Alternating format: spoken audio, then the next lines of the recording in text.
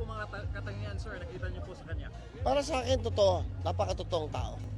Ang feeling ko na, na talagang walang iniisip na masama pa para sa kababayan natin at sa bayan natin. Ako, nambit ko siya. Pinatawag niya ako sa Malacanang. Alam mo ba kung ano pinakain niya sa akin?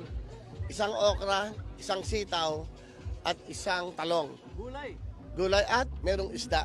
Tapos, meron kaming sabaw na may malunggay.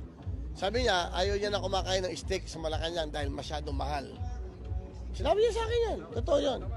O yun, ayaw niya. Sabi niya, pasensya ka na, ayaw namin gumastos ng malaki. Dahil, alam mo naman, syempre, nakakahiya. Kumakain tayo ng masarap, marami naghihirap. So, nung mula nun, sabi ko, ibang klase, saka ayaw niya magpatawag na presidente siya, mayor lang ako. Syempre, nadagdagan yung respeto mo. Saka nakilala ko Saka nung, hindi naman ako tumanggi, nung sinabi ko lang sa kanya na, hindi pa ho handa para maging senador o anong position. Sinabi niya, nire-respeto ko yung decision mo. Believe ako sa'yo. So, hindi naman pagtatanggi yon. Kailangan, handa ako.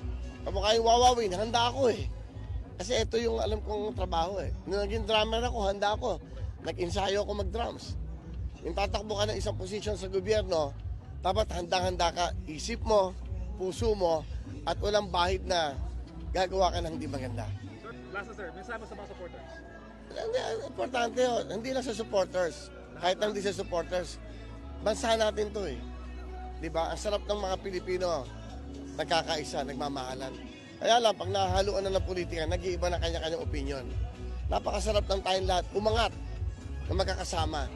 Kahit may alam mo, napakasarap ng feeling na kahit saan ka pumunta, na proud ka sa bansa mo. Proud ka being a Filipino. Sana may awa ang Panginoon Diyos sa atin na maging maayos to lahat. Magkaayos-ayos na, walang puot na galit, di ba? Walang galit, walang negative sa buhay. Ako, yun ang pananaw ko. Iba naman si ibang mga tao. Sa akin yun. So, importante pagdasal natin na lahat maayos na. Pag may hatred ka sa puso mo, hindi ka angat. Pag may galit ka, lagi kang galit. Dapat meron ka maganda sa puso mo na forgiveness at pagmamahal sa ating mga kababayan. Salamat. Salamat.